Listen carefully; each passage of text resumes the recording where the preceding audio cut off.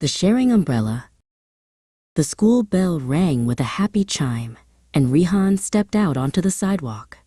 He carried his backpack on his shoulders and a large, bright red umbrella in his hand. The sky was filled with heavy, gray clouds that looked like giant bundles of wool. Rehan felt ready for whatever the weather might bring. Suddenly, a tiny drop landed on Rehan's nose, then another landed on his cheek. Pitter-patter, pitter-patter. The rain began to fall faster and faster. Rehan reached up and popped his umbrella open with a satisfying click. He felt safe and dry beneath his round, red roof. A little way down the street, Rehan saw his classmate, Mateo. Mateo did not have an umbrella or even a raincoat. He was trying to run fast, holding his heavy school bag over his head to stay dry, but the rain was soaking through his shirt. Mateo looked very cold and very wet. Rehan stopped walking. He looked at his big umbrella, and then he looked at Mateo. There was plenty of room under the red fabric. Rehan knew that if he didn't help, Mateo would be shivering by the time he got home. He took a deep breath and started to walk toward his classmate. "Hey, Mateo, wait up," Rehan called out over the sound of the rain. He caught up to Mateo and stretched his arm high to hold the umbrella over both of them. Immediately, the heavy rain stopped hitting Mateo's head. "Do you want to share?" Rehan asked with a friendly grin.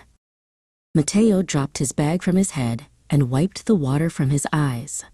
"Thanks, Rehan," he said, his voice bright with a shy smile. The two boys began to walk together, side by side. The red umbrella moved down the street like a little dry island in a sea of puddles. As they walked, they began to talk. Rehan learned that Mateo lived just 2 blocks away. They talked about their favorite lunch at school and the funny story their teacher had told that morning. The sound of the rain on the umbrella was like a soft drum beating a rhythm for their feet. They came across a very wide puddle that stretched across the whole sidewalk. Instead of walking around it, Rehan looked at Mateo and winked. Together, on the count of 3, they both jumped. Splash! Water flew everywhere, and the boys laughed so hard their tummies hurt. Soon, they reached a blue garden gate.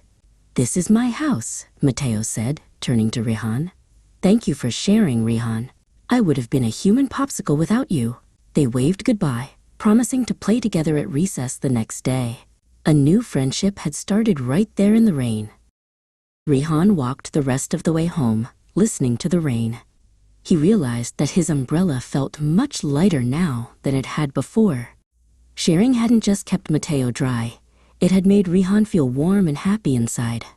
He knew that a little bit of kindness was the best way to brighten even the grayest day.